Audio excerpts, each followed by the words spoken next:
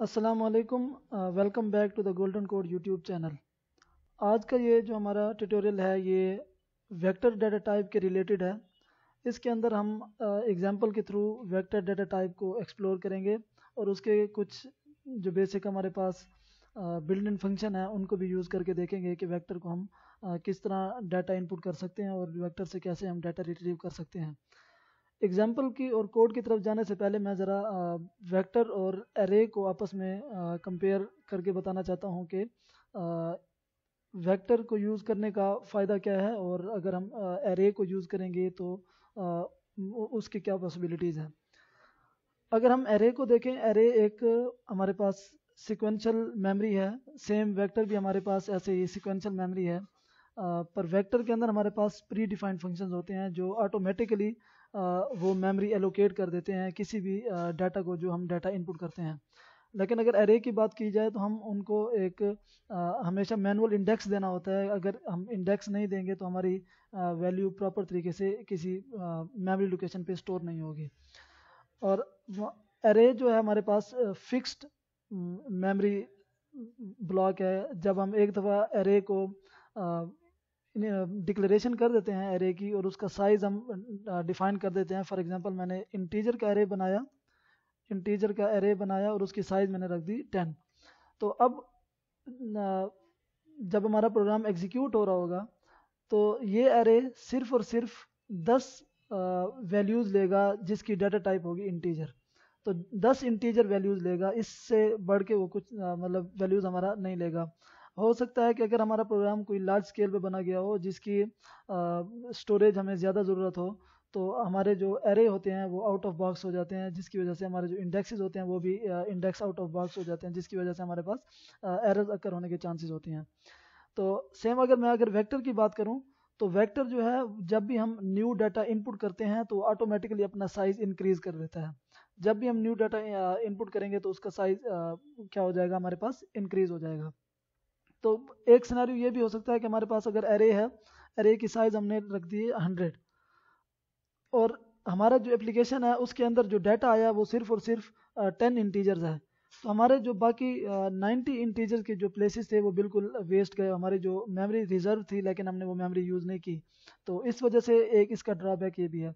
अगर हम वेक्टर की बात करें, वेक्टर सिर्फ और सिर्फ उतनी मेमोरी ऑक्यूपाई करता है जितने उसके अंदर इंटीजर यूज़ हो रहे हों। फॉर एग्जांपल हमारे पास कोई प्रोग्राम हम बना रहे हैं जिसके अंदर वेक्टर 5 इंटीजर यूज़ होने हैं या फिर हमारे पास 10 इंटीजर यूज़ होने हैं।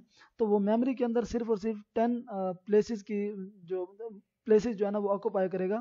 और जैसे कि हमने अभी इसमें एरे में देखा, एरे में 90 प्लेसेस हमारे वो वेस्ट हो रहे थे, लेकिन वेक्टर के अंदर इस तरह की प्लेसेस जो है ना, मेमोरी लोकेशन जो है वो वेस्ट नहीं होते। तो अभी हम देखते हैं कि वेक्टर का सिंटैक्स क्या है। सी प्लस प्लस के अंदर हम वेक्टर को किस तरह हम यूज़ कर सकते हैं। तो वेक्टर को यूज़ करने के लिए सबसे पहले जो चीज़ है वो है लाइब्रेरी। लाइब्रेरी उसकी है हैश इंक्लूड वेक्टर। ये हमें हमेशा इधर इंक्लूड करनी है जब भी हम वेक्टर को यूज़ करेंगे।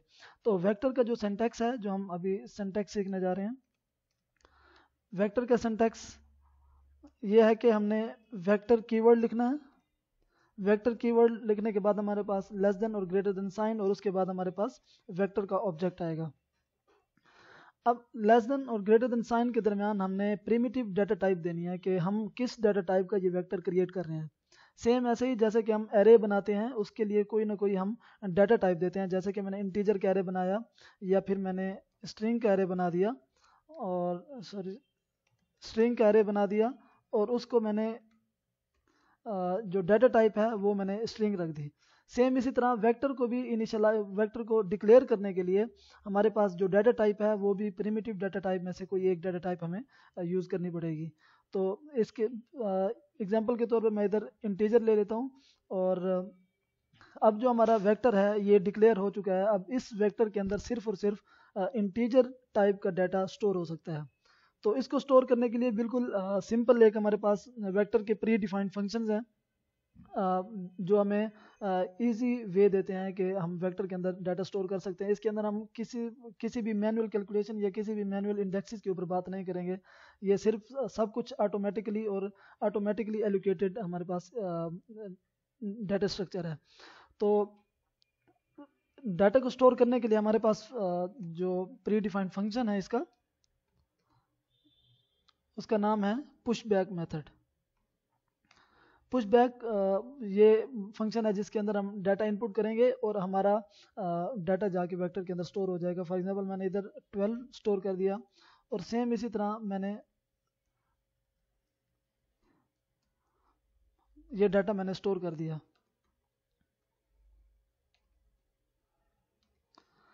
ये डाटा स्टोर होने के बाद हमने इस डाटा को एक्सेस किस तरह करना है ये भी हम इस एग्जांपल में देखेंगे।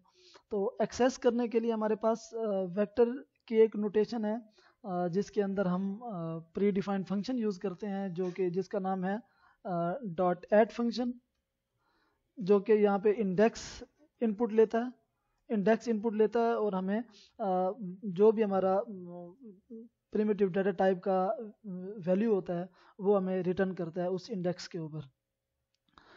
तो इसको एक्सेस करने का तरीका सिंपल हम इस तरह कर सकते हैं कि फॉर इंट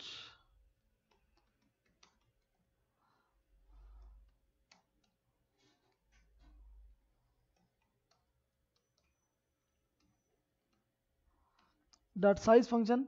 अब ये साइज फंक्शन जैसे कि मैंने पहले बताया कि जैसे ही हम न्यू डाटा पुश करते हैं तो ऑटोमेटिकली साइज इंक्रीज हो जाता है।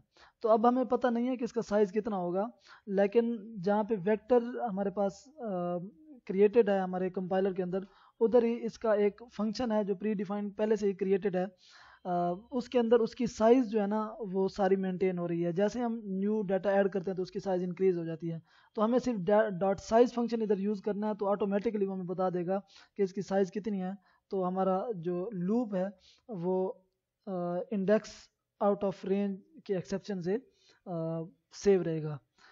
तो सी आउट करने के लिए अब हमें वही हमें वेक्टर का जो इन ऑब्जेक्ट है, वेक्टर के ऑब्जेक्ट के साथ डॉट ऐड फंक्शन हम यूज़ कर सकते हैं।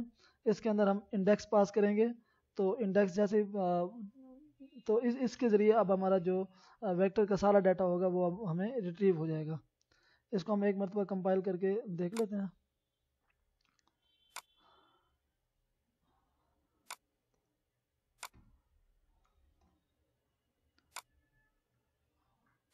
यस, अब ये जो हमने जितने भी डाटा इनपुट किया तो उसको वन बाय वन लूप के ज़रिए हमने उसको आउटपुट करके देखा।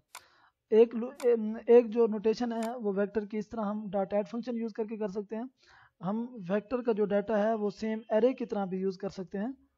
एरे को यूज़ करने जैसे हम एरे का इंडेक्स यूज़ करते थे, इधर भी हम इंडेक्स जो ब्रैकेट्स हैं ये दे के हम इंडेक्स वेरिएबल यूज़ करके हम उधर से डाटा एक्सेस कर सकते हैं।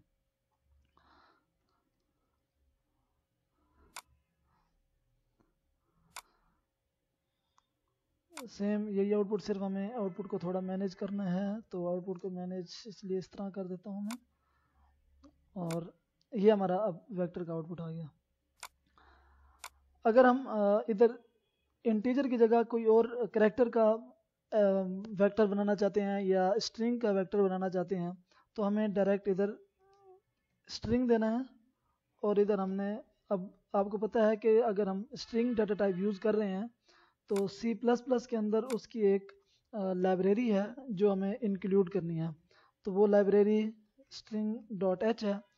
तो हमने ये लाइब्रेरी इंक्लूड करनी है तो उसके बाद फिर हम इसको स्ट्रिंग को यूज़ करने के एबल हो जाएंगे। तो अब हम इधर कुछ भी इनपुट कर सकते हैं, फॉर एग्जांपल हाय, उसके बाद